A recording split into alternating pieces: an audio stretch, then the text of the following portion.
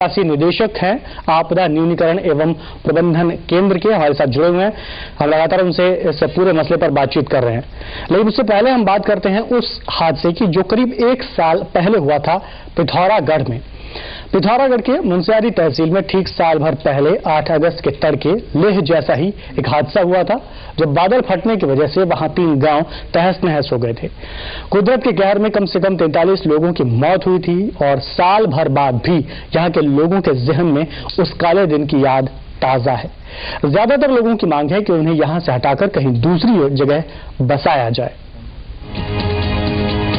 पिछले साल लेह की तरह ही तबाही उत्तराखंड में भी दिखी थी, जब पिथौरागढ़ जिले के गांवों पर आसमानी आफत टूटी थी और बादल के फटने की वजह से 43 लोगों की मौत हो गई थी।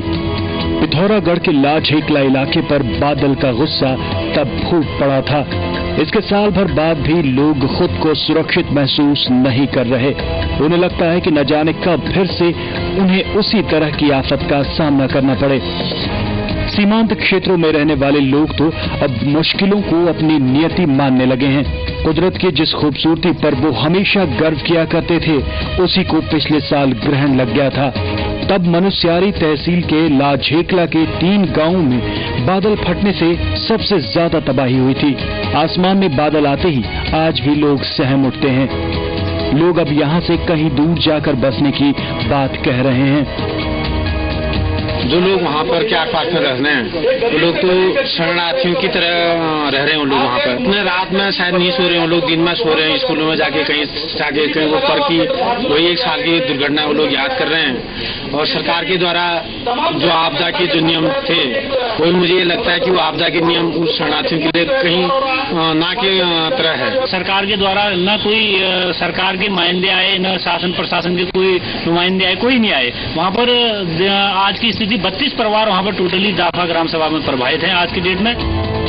वहीं दूसरी तरफ अधिकारियों का कहना है कि वो इस इलाके में पिछले साल की त्रासदी के दोबारा दोहराए जाने की आशंका को देखते हुए कई वैकल्पिक योजनाओं पर काम कर रहे हैं। जो भी परिसंपत्ति को नुकसान हुआ था, उसको हमने सीआरएफ के फंड से पैसा दिया था और ज्यादातर काम वहाँ पे हो चुके हैं, कुछ अभी प्रोग्रेस में है।